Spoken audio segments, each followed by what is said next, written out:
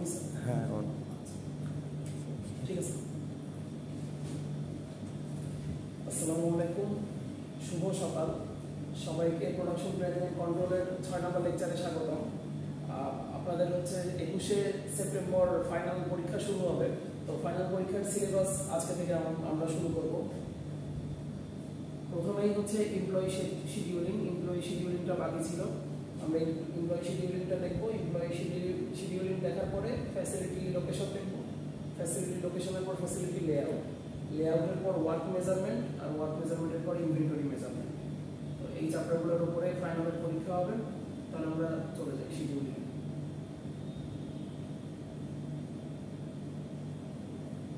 আচ্ছা, আপনি শিডিউলিং বলতে কি বুঝেন? শিডিউলিং মানে কোনো কিছু প্রসেসের মানে সিস্টেম বলতে, মানে কোনো প্রসেসের ধারাবাহিক সিস্টেম। ধারাবাহিক সিস্টেম ওটা তো ফ্লো বলা যায়, প্রোডাকশন ফ্লো। আচ্ছা, এটা কি বলবো? Specific jobs into general time table. আচ্ছা, মানে সাধারণত টাইম টেবিল মেনটেন করা এটা মেনটেন করা নাকি কি করা? মানে অর্ডার বলতে কাজ করার আগে সাধারণত টাইম টেবিল অনুযায়ী কাজ করা। হ্যাঁ, অর্ডার অনুযায়ী কাজ করা হলে তো আপনি মেনটেন করতেছেন। ওই টাইম টেবিলটাই হচ্ছে schedule.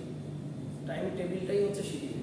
Scheduling may be defined as fitting specific jobs into a general timetable so that orders may be manufactured in accordance with contractual liability or in mass production, so that each component may be arrived at the enter to assembly in the order and at the time required. শুরু আসেন 1400 কাছে।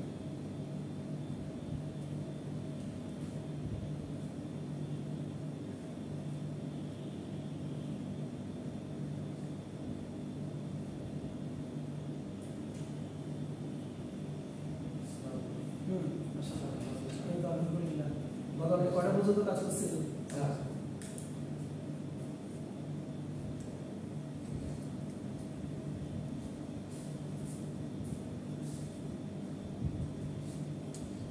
লাইটের জন্য তো দেখা যায় না sir, ক্যামেরাতে জানি।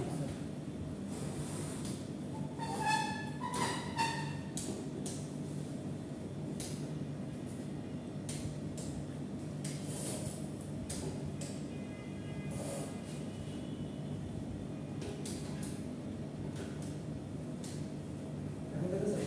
ঠিক আছে, আগের তো ঠিক আছে। স্ক্রিন বোঝা যাচ্ছে তো নাকি? না মানে আমাদের বুঝছি, কিন্তু ক্যামেরাতে একটু প্রবলেম হচ্ছে। এখন বোঝা যাচ্ছে ক্যামেরা? হ্যাঁ, তাহলে ঠিক আছে।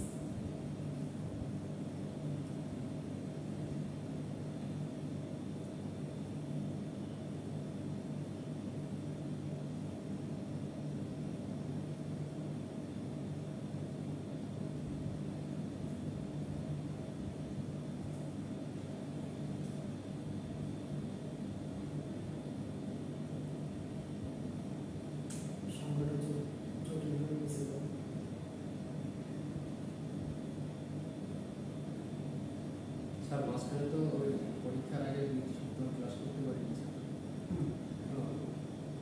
আমাদের স্যার কোনো অ্যাসাইনমেন্ট এখনো ওভাবে দেওয়া হয়নি। আমি দিলে গ্রুপে অ্যানাউন্স করে দিব আর কি।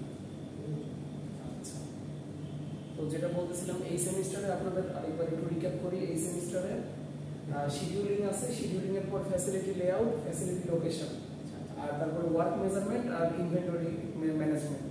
এই 5টা চ্যাপ্টার আছে। তো আজকে আমরা শিডিউলিংটা শেষ করে ফেলবো সংক্ষেপের ভিতরে। আর আরেকটা কথা হচ্ছে, আপনি এখন যেহেতু আসলেন, 2টা সাবজেক্ট পরীক্ষা দিচ্ছেন আমার আন্ডারে, তাই না? এবার কিন্তু ওপেন বুক এক্সাম ফরম্যাটে পরীক্ষা হয়েছে, এবং যারা যে মার্ক পাইছে ওটা মানে নিজের সামর্থ্য দিয়ে পাইছেন মার্কটা। তো আগের বারের চেয়ে নাম্বার কম আসছে। এটা একদিক দিয়ে হতাশাজনক, অন্য দিক থেকে আমি আপনাদের কাছ থেকে ওইরকমই আশা করছিলাম যে আপনারা যারা কপি পেস্ট করে করে এক্সাম দিয়েছেন, আমার আপনার মনে হয় A+ মার্ক মিস হয়েছে, মিডে A+ মার্ক মিস হয়েছে। এটার ব্যাপারে খেয়াল রাখবেন, ঠিক আছে? আচ্ছা, তো সেটা বুঝছি যেভাবে ওভাবে দিচ্ছি স্যার। না, ওটা যদি আরেকটা কাজ সবাই ভুল করছে, কপি পেস্ট করে নিচ্ছে কপি পেস্ট। আচ্ছা, ঠিক আছে, ক্লাস শেষ করে ওইটা নিয়ে আর অ্যাপারেলেও তো দেখা হবে, অ্যাপারেলেও দেখা হবে, তখন ওটা নিয়ে আরো বিস্তারিত কথা বলবো। মানে আপনাকে স্পেসিফিকলি বলতেছি না, কপি পেস্ট হচ্ছে ইন জেনারেল সবার কথা বলতেছি, 130 জনের কথা বলতেছি। আচ্ছা, তো শিডিউলিংটা কি? যেমন এই যে আপনাদের ক্লাসের শিডিউল আজকে 9:30টায় ছিল 1401 নম্বর রুমে।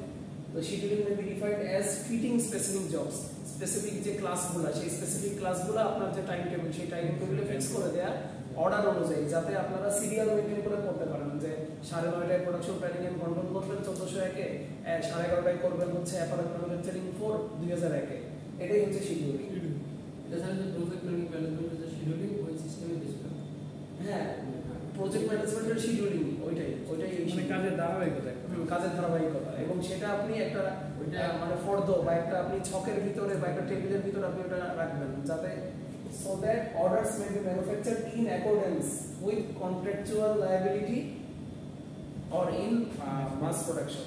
মানে এটা মাস প্রোডাকশনের ক্ষেত্রে হয় অথবা কন্ট্রাকচুয়াল লায়াবিলিটি। এটা হচ্ছে যেমন ধরেন কোনো ভালো ইয়েতে যেগুলো হচ্ছে অনেক দামি রেস্টুরেন্ট, ওইসব জায়গাতে যদি আপনি যান, যেমন ইটালিয়া, যেটা ইটালিয়া কি এটা চিটাগাং ছিল, ঢাকায় ইটালিয়া আছে কিনা জানি না, পিৎজা ইটালিয়া ওটা হচ্ছে আপনার বেস্ট বাই ওই ব্র্যান্ড দিয়ে এটা হচ্ছে পিৎজার চেইন শপ আর কি, পিৎজা।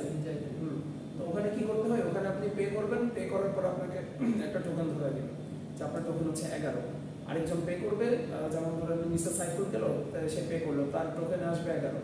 মিস্টার মোবাশির গেল, সে হচ্ছে যখন পে করবে তার একটা টোকেন আসবে 12। তো তারপরে যখন আপনার পিৎজা আবার তৈরি করতে একটু টাইম লাগে, ওই ওভেনে দিয়ে ওইটা হচ্ছে বেক হইতে, ওইটা তারপরে হচ্ছে ওই যে চিজটা ভালো করে গলতে সময় লাগে। তো যখন সাইফুলেরটা হয়ে যাবে তখন একটা বেল রিং হবে, তখন মিস্টার সাইফুল দিয়ে 11 নাম্বার টোকেনটা দিবে, ওনার পিৎজাটা নিয়ে আসবে। তারপরে আবার 12 নাম্বার যখন হয়ে যাবে তখন মিস্টার মোবাশে নিয়ে আসবে। তো এইটা হচ্ছে যেমন ওরা একটা শিডিউলিং মেনটেন করতেছে, এটাই হচ্ছে ইন অ্যাকর্ডেন্স। মানে আপনার যে অ্যাকর্ডেন্সটা, আবার এটা টেইলরের ক্ষেত্রেও হতে পারে। ঈদের সময় যখন পাঞ্জাবি অর্ডার দিতে গেছেন, আপনি আর আপনার ফ্রেন্ড দুজন মিলে গেছেন, প্রথম দিন আপনি পাঞ্জাবি, এগুলো তো আপনারা জানেন সব, এটা ওইভাবে এক্সপ্লেন না করলে হচ্ছে, এতটুকু তো বুঝছেন। ওকে, এখানে আবার মোর সিম্পলিফাইড ওয়ার্ডস দিয়ে শিডিউলিং করছে, ডিসক্রাইব করছে। ইনফরমেশন নেসেসারি ফর শিডিউলিং, তাহলে শিডিউলিং করতে গেলে আমার কোন কোন ইনফরমেশন অবশ্যই দরকার।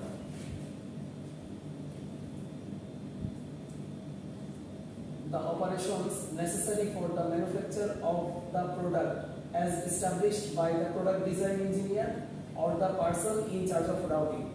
তাহলে এখানে কি বলতেছে, যে প্রোডাক্ট ডিজাইন ইঞ্জিনিয়ার যারা, মানে এটা হচ্ছে অ্যাপারেল ক্লাসে আমি एग्जांपल দিয়ে বুঝাইছিলাম, যে এমন একটা নতুন টি-শার্ট আসছে, যে টি-শার্টটাতে আমার একটা এমবেলিশমেন্ট থাকবে হাতের এখানে, যেমন ধরেন এটা অলিম্পিক, এখন প্যারিসে অলিম্পিক চলতেছে, সেই অলিম্পিকে ফ্যান জার্সির জন্য ওর একটা নতুন জিনিস ডিজাইন করছে, যেখানে হাতে হচ্ছে সরাসরি এমব্রয়ডারি করা থাকবে অলিম্পিক ফ্রান্সের যে লোগোটা, আলাদা একটা ডিজাইন।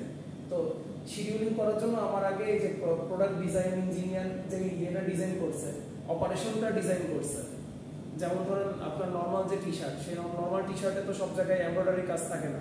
এবার আমার আর্মে এমব্রয়ডারি, মানে এমব্রয়ডারিটা করতে গেলে বা কোনো এমবেলিশমেন্ট করতে গেলে, সেটা আমার অ্যাকচুয়াল যে নর্মাল টি-শার্ট তৈরির অপারেশন ব্রেকডাউন, ওইটা থেকে কোন দিক থেকে আলাদা, ওইটার স্পেসিফিক কিছু আছে কিনা, সেই ইনফরমেশন লাগবে। তারপরে the machine capacity and the number of hours a day or weak that a machine can be expected to operate. তার মানে একটা মেশিনের সামর্থ্য অনুযায়ী ওই মেশিনটা কতক্ষণ চালাইতে হবে, এটাই হচ্ছে শিডিউলিং করার জন্য আমার লাগবে। যে এই লাইনের 10টা মেশিন আছে, 10টা মেশিন হচ্ছে 10 ঘন্টায় 10টা মেশিনে 4000 প্রোডাকশন হয়, আমার টার্গেট যদি 40,000 থাকে, এটা চিন্তা করেন যে এইখানে 10টা মেশিন 10 ঘন্টায়, 10 ঘন্টা মানে একদিনের শিফটে আর কি। আমরা তো জানি ইন্ডাস্ট্রিতে 8 ঘন্টা শিফটের সাথে 2 ঘন্টা ওভারটাইম থাকে। তো 10 ঘন্টা শিফটে 10টা মেশিনের এই লাইনে একদিনে 4000 গেঞ্জি তৈরি করা যায়, বুঝছেন? তাহলে 40,000 গেঞ্জি তৈরি করতে এই লাইনটা কয়দিন চালানো লাগবে? 10 দিন। ব্যাপারটা বুঝতে পারছেন? তো এই ইনফরমেশনটা শিডিউলিং করার জন্য আপনার লাগবে। তারপরে the time required for the transportation of the materials from one machine to another, এখানে এটা শুধু টেক্সটাইলের পয়েন্ট অফ ভিউ থেকে বলা নাই তো, এটা একদম ম্যানুফ্যাকচারিং এর পয়েন্ট অফ ভিউ থেকে বলছে। এটা হইতে পারে সিমেন্ট ম্যানুফ্যাকচারিং বা গ্লাস ম্যানুফ্যাকচারিং, এই জন্য ওয়ান মেশিন টু অ্যানাদার বলছে। আমাদের টেক্সটাইলের ক্ষেত্রে এটা চিন্তা করতে হবে one department to another, one department to another. যেমন ধরুন একটা নিট কম্পোজিট ইন্ডাস্ট্রিতে, নিট কম্পোজিট ইন্ডাস্ট্রি আমরা বুঝি কম্পোজিট বলতে মানে টোটাল মিটিং এর সব কম্পোজিট ফ্যাক্টরি। হ্যাঁ হ্যাঁ কম্পোজিট বলে সেখানে ইয়ার্ন ফেব্রিক মানে টোটাল সব কিছু থেকে রেডি গার্মেন্ট অ্যাসেম্বলি পুরোটাই হবে।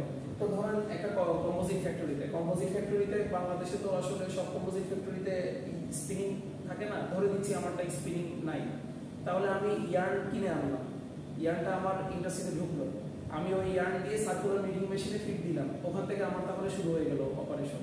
যে তাহলে ধরেন আমার এই 40,000 টি শার্ট স্পেশাল প্যারিস অলিম্পিকের জন্য 40,000 টি শার্ট তৈরি করার জন্য, এই 40,000 টি শার্টের জন্য আমার ধরেন 40,000 টি শার্টের জন্য আমার 5,000 কেজি ফ্যাব্রিক লাগবে।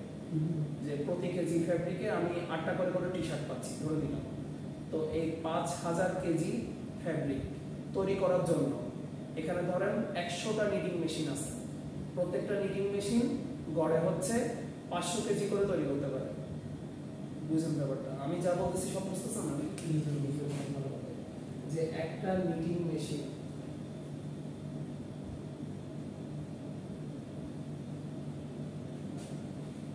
গড়ে হচ্ছে 50 কেজি করে নিট ফ্যাব্রিক তৈরি করতে পারে। আপনার কাছে 100টা নিটিং মেশিন আছে, এটা হচ্ছে ওয়ান ডে, একদিন 100টা নিটিং মেশিন। তাহলে আপনার হচ্ছে যদি 5,000 কেজি ফ্যাব্রিক লাগে, 5,000 কেজি ফ্যাব্রিক, 5,000 কেজি ফ্যাব্রিকের জন্য তাহলে আপনার কয়দিন শিডিউল? একদিনে 100টা মেশিন 5,000 কেজি একদিন হবে? একদিনে স্যার একদিনে স্যার তাহলে একদিন ব্যাপারটা একটু অন্যরকম দেখা যাচ্ছে। তাহলে এটা ধরেন 25 কেজি, তাহলে কদিন লাগবে? 2 দিন আছে। 2 দিন লাগবে। 2 দিন।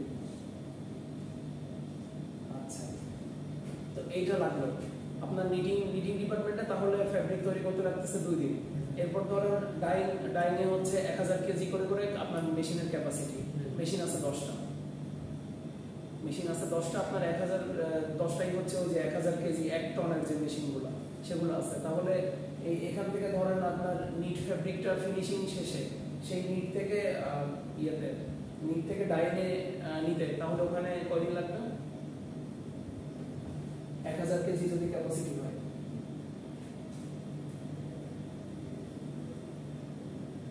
কেজি একদিনে আপনার 10টা মেশিন আছে, তাহলে একদিনে করে ফেলতে পারতেছি আমি, কারণ আমার 5,000 কেজি ফ্যাব্রিক তৈরি করতে হচ্ছে, 5টা মেশিনে আমি একদিনে করে ফেলতে পারতেছি।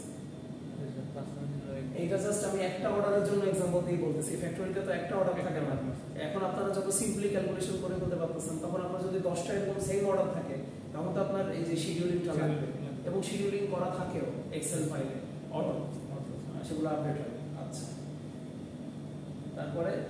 তারপরে ডাইংয়ের কাজ শেষ হলে ডাইংয়ের পর হচ্ছে আপনার কাটিং সেকশনে নিয়ে যাবে। ডাইং ফিনিশিং ওটা শেষ করার পর আগে কেটে ফেলার পর এই যে ধরেন আপনার আমি যেটা বললাম যে হাতে এমব্রয়ডারি করা লাগবে, তো ওইটা তো সেলাই করার পর কি এমব্রয়ডারি করতে পারবে? কি মনে হয় এমব্রয়ডারি কি সেলাইয়ের আগে করে না? আগে করার পরে এমব্রয়ডারি পরে একটু করা যায়। পরে কি আপনি দেখছেন করতে কোথাও? আমি দেখিনি। পরে কোথাও এমব্রয়ডারি করে এটা দেখছেন? মানে সেলাই কমপ্লিট হয়ে যাওয়ার পর সেলাই প্রিন্ট ইয়ে করে হ্যাঁ এমব্রয়ডারি হয়।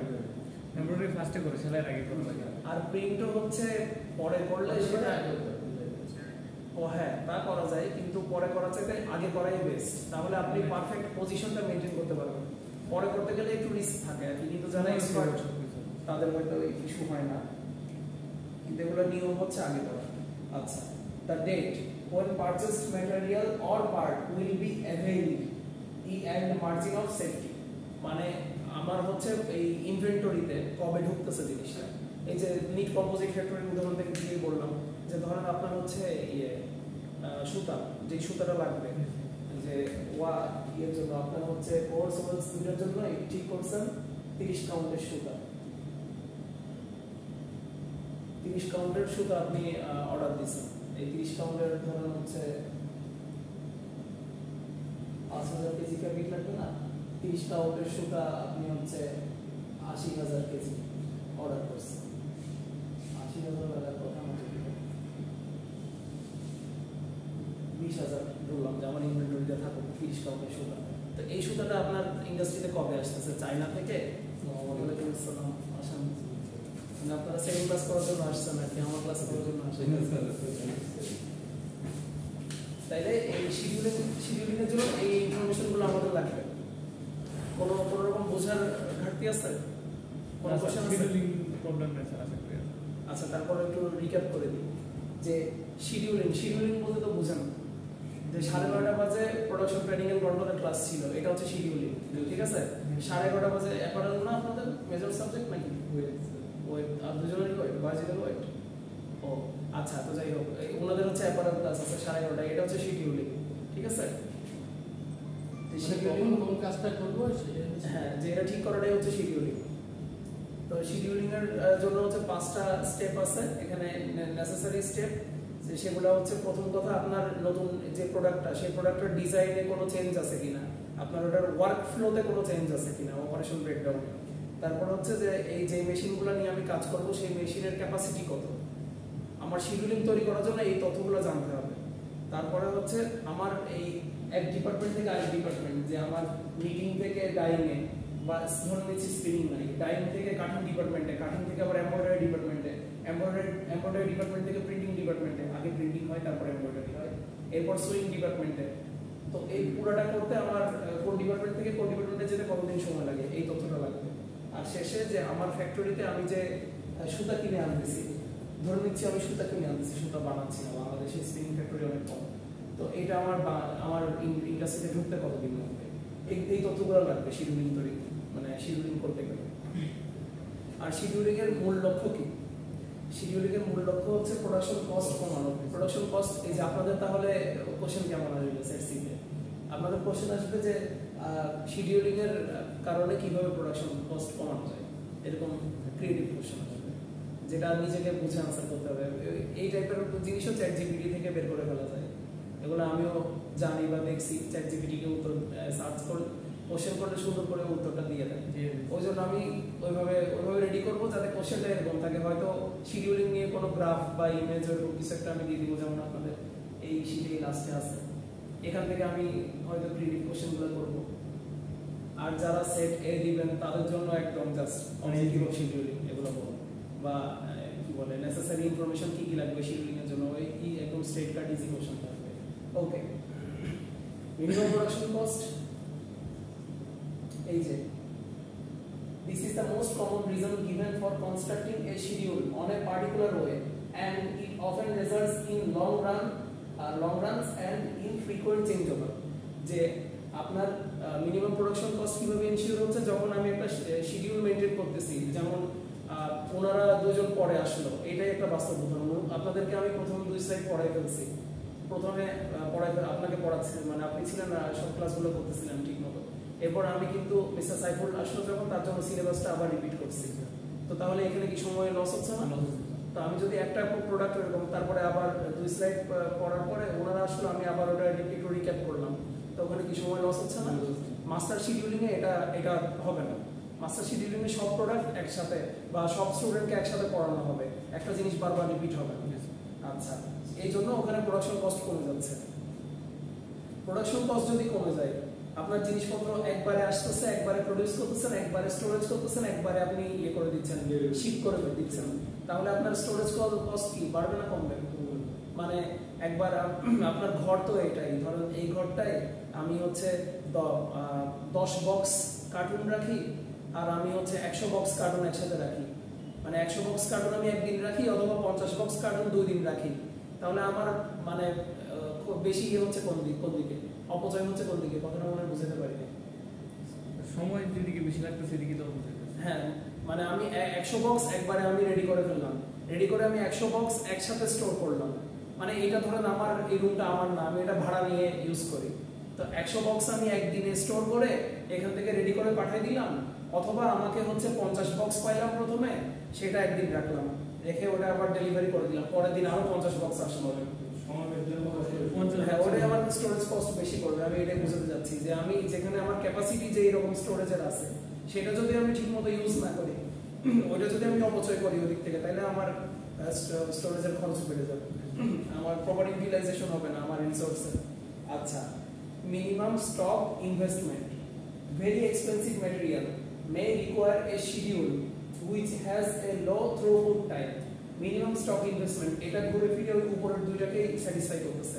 যে আপনি ইনভেন্টরির ক্ষেত্রেই বলি যে আপনি 20,000 কেজি সুতা অর্ডার দিচ্ছেন, সেই 20,000 কেজি সুতা আপনার ইন্ডাস্ট্রিতে যেইভাবে দরকার, কথার কথা আমার শুরুতে 10,000 কেজি দরকার, এই 10,000 কেজি দিয়ে আমি প্রথম দিন নিটিং মেশিনে কাজ করব, কাজ করতে করতে আমার ইনভেন্টরিটা খালি হয়ে যাবে, ততদিনে আরো 10,000 কেজি সুতা ঢুকলে আমি তখন ওইটা ওইভাবে ইউজ করতে পারবো। আমার কাছে একসাথে 20,000 কেজি সুতা রাখার জায়গা নাই, সেক্ষেত্রে আমাকে ওই যে এটার জন্য আরেকটা কনসেপ্ট আছে, সেটা জাপানিজদের আবিষ্কার করা কনসেপ্ট, JIT। এটা কি শুনছেন? JIT ফুল ফর্ম হচ্ছে, যেহেতু কোরিয়া যাবেন এগুলা এসব ইনফরমেশন লাগবে। JIT হচ্ছে just in time. Just in time মানে হচ্ছে আমি ইনভেন্টরিতে সবচেয়ে কম সময় রাখবো একটা জিনিস সবচেয়ে কম সময় রেখে আমি ওটা রেডি করে আবার মানে র ম্যাটেরিয়ালটাও যত কম সময় রাখা যায় তত কম সময় রাখবো। যে একটা র ম্যাটেরিয়াল আমি আনলাম 1 বছর আগে, আমি 1 বছর ধরে ওটার কোনো কাজ করতেছি না, তারপরে আমার ঠিকই 1 বছর ধরে ওইটা ওই জায়গাটা খাচ্ছে, মানে ওই জায়গাটাতে আমি ওই জায়গাটা ইউজ করতে পারতেছি না, ব্লক হয়ে গেছে। তো ওরকম হলে আমি অন্য অর্ডারের জিনিসগুলো এনে রাখতে পারতেছি না, তখন হয়তো আমার বাইরে একটা স্টোরেজ ফ্যাসিলিটি বা গুদাম আমার ভাড়া করা লাগতেছে, তো ওটা কি আমার লস হচ্ছে না? তো ওই জন্য ওরা কি করে, যে আর কি কনসেপ্টটা হলো যে আমার যখন একটা জিনিস দরকার, যে আমি হচ্ছে এখন অলিম্পিকের টি শার্ট বানাবো, অলিম্পিকের টি শার্ট, ওরা হচ্ছে এবারে অলিম্পিকের থিম ধরি সাদা, ওরা হচ্ছে সাদার উপরে টি শার্ট করবে, তো আমার হচ্ছে সাদা সুতা বা ওই সাদা অলিম্পিকের টি শার্ট করার জন্য যে যে ইকুইপমেন্ট লাগবে, যে যে র ম্যাটেরিয়াল লাগবে, ওগুলো আমি ঠিক অলিম্পিক আমার হবে হচ্ছে অলিম্পিক কি এই যে জুন মাসে শুরু, জুলাই আগস্ট এই 2 মাস হচ্ছে মনে হয়। হ্যাঁ, তো অলিম্পিকের এই গার্মেন্টগুলো ধরেন জুলাইতে অলিম্পিক শুরু হয়েছে, এই গার্মেন্ট আমাকে ডেলিভারি দিতে হবে এর ভেতরে, এপ্রিলের ভেতরে আমাকে প্রোডাক্ট ডেলিভারি করতে হবে, তাহলে ওটার অর্ডার আমাকে জানুয়ারি মাসে শুরু করতে হবে।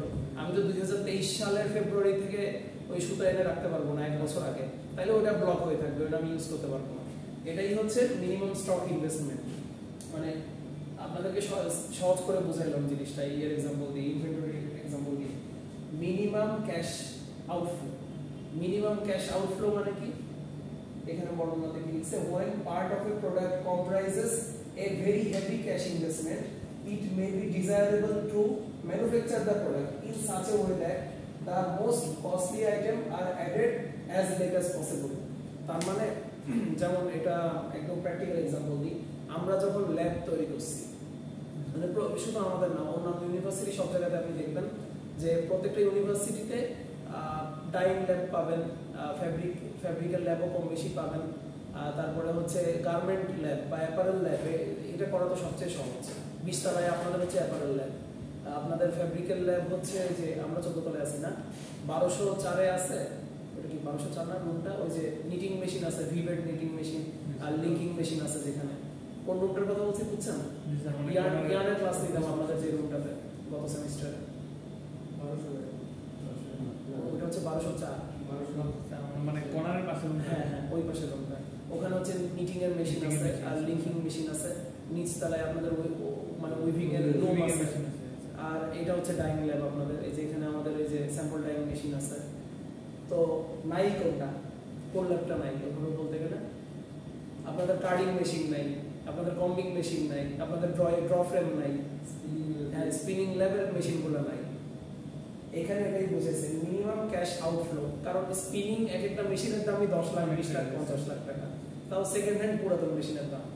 তো আর মানে ওই জন্য স্পিনিং ল্যাবটা যতদূর সম্ভব হচ্ছে থিওরিটিক্যাল নলেজ দিয়ে এবং ইন্ডাস্ট্রি ভিজিটের মাধ্যমে স্পিনিং বা ইয়ার্ন রিলেটেড লেখাপড়াগুলো করানো হয়, আর টেস্টিং ল্যাবগুলো দেখানো হয় আর কি। এটাই বলতেছি যে মিনিমাম ক্যাশ আউটফ্লো, এইটার মূল থিওরিটা হচ্ছে যে আপনার একটা ম্যানুফ্যাকচারিং করতেছেন, একটা প্রোডাকশনের কাজ করতেছেন, সেখানে আপনার বড় একটা খরচ আছে, অনেক বড় একটা খরচ আছে, তখন আমাকে মেক শিওর করতে হবে ওই বড় খরচের কাজটা যত পরে গিয়ে করা যায়। মানে আগে আমি কম খরচের কাজগুলো শেষ করে ফেলব, বড় খরচের কাজটা, ঝামেলার কাজটা আমি রেখে দিব, ওয়েট করব, তারপরে মানে এই কাজগুলো শেষ করে ততদিনে আমি ক্যাশটা পাইলে, ক্যাপিটালটা পাইলে তারপর আমি খরচ করব। এটা বুঝতে পারছেন তো, যে এটাই হচ্ছে শিডিউলিং এর উদ্দেশ্য। শিডিউলিং করার সময় এরকম ঝামেলার কাজ বা খরচের কাজ ওগুলো পরে রাখতে হয়, বুঝতে পারছেন তো। ম্যাক্সিমাম লেবার ইউটিলাইজেশন আছে, যেটা বললাম যে আপনার ইনভেন্টরি আছে, ইনভেন্টরিটা আপনাকে প্রপার কি বলে অপটিমাম ইউটিলাইজেশন করতে হবে, যে সর্বোচ্চ বেনিফিট যাতে ওটা থেকে নেওয়া যায়। লেবার ইউটিলাইজেশন বলতে কি বুঝাচ্ছে, এখানে আমার 100টা ওয়ার্কার আছে 10টা লাইনে, তো আমি হচ্ছে খুব টাফ কতগুলো অপারেশন দিয়ে রাখছি প্রথম 5টা লাইনে, বাকি 5টা লাইনে ইজি অপারেশন দিয়ে রাখছি, সবার টার্গেট সেম, সবার টার্গেট যখন সেম দিয়ে রাখছি, এই পাশের 5টা লাইন, পরের 5টা লাইন যাদেরকে সহজ কাজ দিয়েছি ওরা করে বসে আছে, ওদের কাজ শেষ, ওরা খালি হাতে বসে আছে, গল্প করতেছে, আর এদের চাপ এত বেশি হয়ে গেছে যে এরা হচ্ছে শেষ করতে পারতেছে না। ইন্ডাস্ট্রিতে এইসব মানে এগুলা অলরেডি এস্টাবলিশড, এই প্র্যাকটিসগুলো আপনারা নিজেরাও তো সবাই মোটামুটি জব হোল্ডার, আপনারাও জানেন যে যখন একটা লাইনে, স্পেশালি গার্মেন্টসের ক্ষেত্রে, একটা লাইনে যখন অর্ডার কমপ্লিট করতে পারে না, তখন আস্তে আস্তে ওই লাইন দিয়ে অন্য লাইনকে সাপোর্ট দেওয়া শুরু করে, যাতে ম্যাক্সিমাম লেবার ইউটিলাইজেশনটা হয়, ম্যাক্সিমাম প্লান্ট ইউটিলাইজেশন। লেবার ইউটিলাইজেশনটা তো জাস্ট সুইং ফ্লোরের উদাহরণ দিয়ে বললাম, আর প্লান্ট ইউটিলাইজেশন মানে কি? প্লান্ট ইউটিলাইজেশন মানে হচ্ছে আপনার একটা যে প্লান্ট, এই জন্য কম্পোজিট ফ্যাক্টরির উদাহরণ দিচ্ছিলাম। কম্পোজিট ফ্যাক্টরিতে কি কি আছে? আপনার ডাইং ডিপার্টমেন্ট আছে, প্রিন্টিং আছে, এমব্রয়ডারি আছে, তারপরে হচ্ছে নিটিং আছে, ইনভেন্টরি আছে, অন্যান্য অফিসিয়াল বিভিন্ন সেকশন আছে, মার্চেন্ডাইজিং সেকশন থাকতে পারে, কমার্শিয়াল সেকশন থাকতে পারে। সবাই যাতে ঠিকভাবে, এটা হচ্ছে যারা একদম ম্যানেজার লেভেলে থাকে, বা যারা অপারেশন ম্যানেজার আছে, প্লান্ট ম্যানেজার আছে, জিএম আছে, এজিএম আছে, ডিজিএম আছে, ওদের এসব নিয়ে চিন্তা করতে হয় যে আমার এই প্লান্ট ইউটিলাইজেশনটা যাতে অ্যাপ্রোপ্রিয়েট হয়। এখানে একটা ডিপার্টমেন্ট বসে আছে, তাদের কাজ নাই, আরেক ডিপার্টমেন্ট প্রচুর কাজের জ্বালায়, মানে তারা হচ্ছে কাজ করে কুলাইতে পারতেছে না, আমাকে আবার সাব কন্ট্রাক্টে বাইরে দিতে হচ্ছে কাজটা। এইরকম ইনব্যালেন্স সিচুয়েশন যাতে না হয়, তাদের সবসময় লক্ষ্যই থাকে ব্যালেন্স মেনটেন করা। এটাই হচ্ছে শিডিউলিং এর অবজেক্টিভ।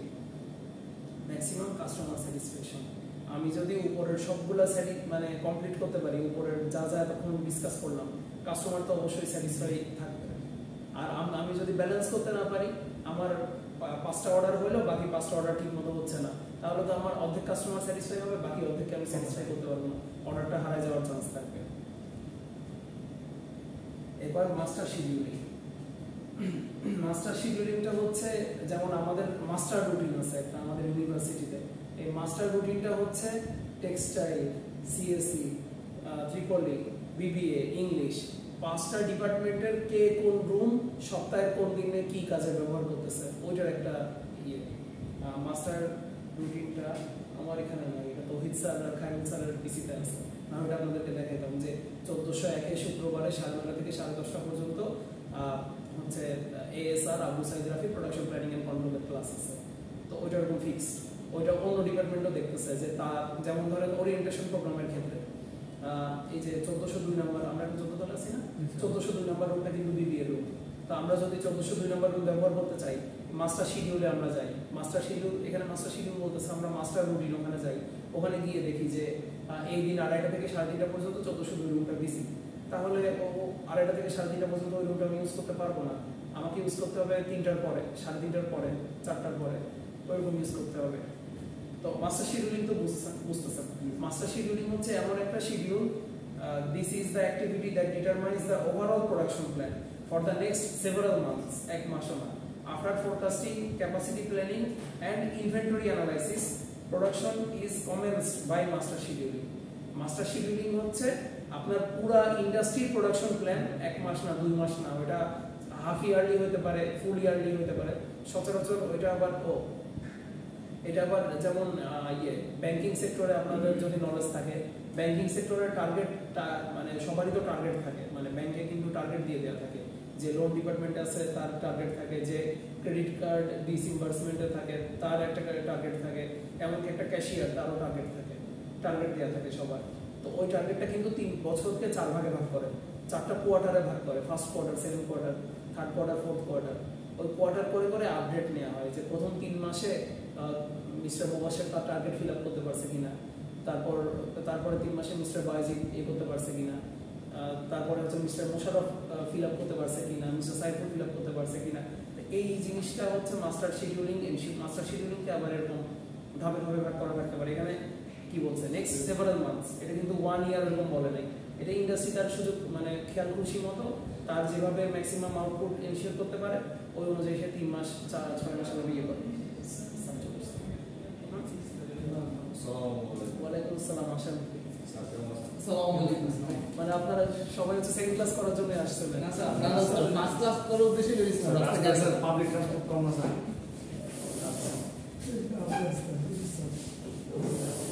তাহলে মাস্টার শিডিউলিং এটা হচ্ছে দুই ধাপের প্রক্রিয়া, 2 স্টেপ প্রসেস।